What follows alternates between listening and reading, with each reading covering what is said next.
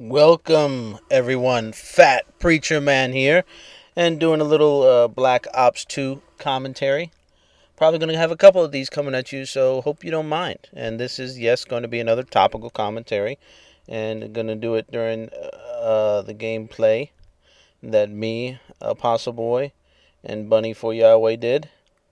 And the reason I mentioned them and wanted to start off with them is because today's topic is love. And for them, I might be kind of creepy, especially the way I just did that, because that's actually my son and my daughter, Benji and Corinne, Apostle Boy and Bunny for Yahweh, respectively. But I mean, love is multifaceted, especially since we use that word so flippantly in the English language. I say I love my shoes, I love my dog, I love my pudding. And then we say we love our children, we love our spouse, and for some of us, we love our God. But what does love really mean? I mean, I think back to when I was maybe some of the gamers' ages who might be watching this, hopefully. The young guys, 16, 17, 18, 20. I mean, love to me then is different than what I understand it to be now. When I first fell in love with my wife, yes, it was physical to start with because she was an attractive woman, and I was drawn to her physically. And then as I got to know her, it became so much more. And over the years, that love has grown and changed and evolved, if you will. And I've began to understand truly what love is. You know, it's not that infatuation where just because someone is attractive, you want to be with them. Love is much more. Love is that thing that will keep you with someone when you disagree with them. Love is that thing that will make you hold on in times of darkness and in pain and despair. Love is that thing that lets you see why you fell, why you want to be with that person. You know, love is so much more than what we give it to be. I mean, the love for my children, for example, is just love. I can't explain why I love them. I just do. And I don't know that they could do anything to take away that love. I mean, even when you look at the most, and not saying my children are horrible, but when you look at the most horrible people in history are in America, and when we think about people like Jeffrey Dahmer or killers or murderers or rapists, and how sometimes we see that their parents still can't let go of the idea of who that child was, who they loved in that child. And yes, sometimes the child wasn't loved. Sometimes that's why they became who they became. But for those parents who did love the child and did try their best to show them that love and give them that love, and somehow the child just chose a different path, I can't imagine the pain. I know that my children aren't always perfect and they make mistakes, but I still love them and I still want the best for them and I still do my best to look out for them. And that love is different than the love that I feel for my wife or for my brother or for my neighbors or for my dog. You know, my silly dog, if you've ever seen our videos on here, I have a dog named Nandy. She's a Weimaraner, which is a German shooting or hunting dog, a German gun dog. And, you know, as much as she frustrates me, she still is a part of my life and I still want the best for her. I still take care of her, you know, and that again, so there's that type of love. There's the word we use, love, again, we just sling it around at anything. But I think that as a people who speak a language, that it can be so diverse, that can have so many meanings. Maybe if we start using other words for these affections that we have, maybe it'll help us to truly get a grasp on what love is. I mean, the love that I feel for my wife, when we first started going out, it was actually pretty funny because I thought it was a joke. I was working at McDonald's at the time, and she came in and with her mom, and she saw me in the drive-thru, and I didn't see her because I was working the drive-thru. She came inside, and she passed a note to one of the workers on the front line, on the window, we used to call it, which was, you know, you walk up to the register. She gave one of the girls up there a note to give to me. By the time the girl gave it to me, I looked out in the lobby and the dining area, and she was gone. So I thought maybe my coworkers, you know, I was young, I was 16.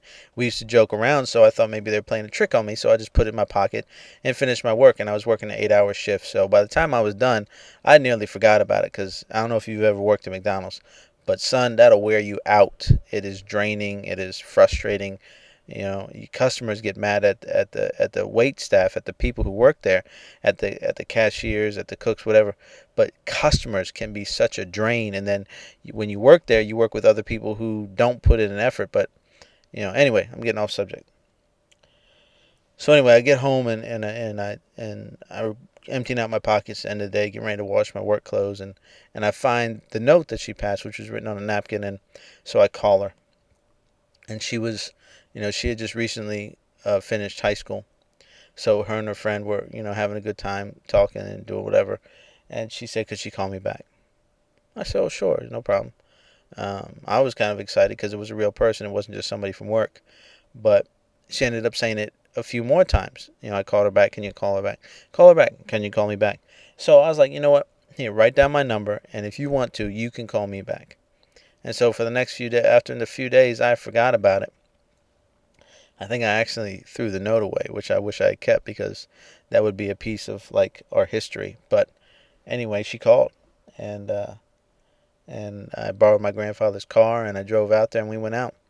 And I hadn't seen her, so it's pretty funny. I hope this doesn't sound racist, but my wife is African American, a black American, and I am not. If you've ever seen my picture at the end of the videos or seen my actual face, I am a Caucasian. I am a white man. And I went to a school called Largo, and it was, probably about 75% black. So it's not that I had an issue with it, but by her voice, I guess, and again, I hope this doesn't sound racist, but she didn't sound black. So I hadn't seen her, so I didn't know what to expect. I didn't, this was a blind date for me. She had one up on me. So I get there, and then I realize that as I'm pulling into the driveway of her house, of her apartment, and I'm walking towards the apartment building, not only did I not get the apartment number, but I don't know what she looks like.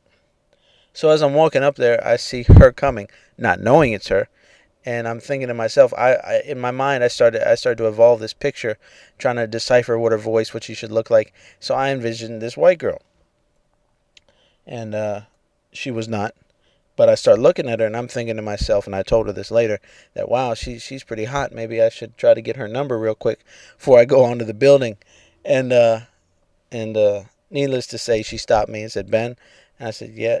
And then so from there, we took it, and we went out on, we got some lunch and talked, and we've been dating ever since. And eventually we got married, and a few years later, and that's history. But from that point when I first realized it was her, and I realized, I was already attracted to her, but to have taken that chance and then for it to pay off, and all the bumps in the roller coaster ride that we've been on as a couple over these years has just been amazing. And for her to put up with me in my ignorance and my arrogance and my stupidity, my failings as a man, as a husband, as a father. I may do my best, but sometimes your best isn't good enough. But she still loves me through it. She's been by my side, and I appreciate. I can never tell her enough how I appreciate her, and I do try. And that's part of love. That's part of expressing what you feel, not just feeling it, but expressing it. That's the truest manifestation of love, is the expression, whether it's through acts or whether it's through words or a combination. Love is that expression of that I'm here with you in this. It's not just you. And I'm talking about a man and woman love, husband, wife, boyfriend, girlfriend, fiance. That type of commitment love is that I'm here with you in this. No matter what comes, hell or high water, that we're in this together, and I'm not leaving you and you're not leaving me. I jokingly have told her that there is no way out of this for me. There is no way out but death. And that's the way I feel. There's no other woman that I could think of that could put up with me. I still find her beautiful. Her intelligence, her humor, everything about her. She compliments me. She, unfortunately, to quote that Jerry Maguire line, she completes me. The parts that are missing, I really believe we were designed for each other. And again, I'm bringing my faith into this, but I believe God designed us for each other. There's things that we agree on and things we disagree on. And there's things that she wants to do that I hold her back on, and with good purpose, and vice versa. We help meet each other's needs. And Again, I think that's really what love is all about. Finding that place with someone where it's not just physical and it's not just emotional, but it's something more. It's spiritual. It's that level where you know each other, that you meet each other's needs, you complete each other's sentences, you complete each other's ideas. You don't even have to have the words. I mean, I've gotten to a point with Nicole, or Sugar Beastie as her gamer tag is, um, that her ideas are my ideas. We'll be thinking the same thing, not just saying the same thing, not just completing ideas every once in a while, not just completing sentences every once in a while, but we will actually be, what she's thinking is what I'm thinking. What I want to have happen is what she wants to have happen. And to me, that is amazing. That we can be that close and still disagree so much on so many different things. I mean, at the same time, we can be very argumentative. We can get in each other's face, but that love keeps us bound together and keeps me from doing moronic things, keeps her from saying things or going places, keeps us sane, keeps us focused and loving on one another in spite of how we feel or how the circumstances may seem to line up against us or our family or our children. And that being there for one another is really what love is all about. I mean, I hope that you guys have that. Those of you who are married or older gamers, I hope you have that connection. And if you don't, work for it, work at it. Some people say that marriage is hard work, and it is, because there's so many things that try to destroy it. And today it seems so much easier to just throw it away. But love, once you found it, is worth fighting for.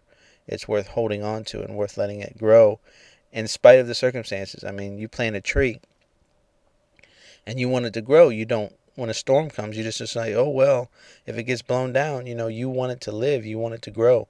And when it grows and lives, it produces fruit. And that's the same thing with love. As the love grows and matures, it becomes something more.